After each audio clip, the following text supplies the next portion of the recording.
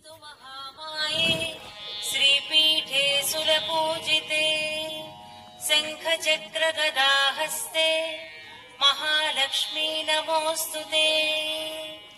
नमस्ते गरुडारूढे डोलासुरभयङ्करी सर्वपापहरे देवी महालक्ष्मी नमोऽस्तु ते।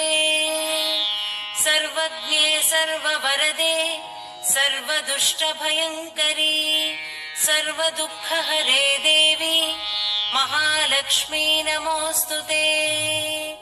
सिद्धिबुद्धिप्रदे देवी भुक्तिमुक्तिप्रदायिनी मन्त्रमूर्ते सदा देवी महालक्ष्मी नमोऽस्तु ते। आद्यन्तरहिते देवी आदिशक्ति महेश्वरी योगज्ञे योगसम्भूते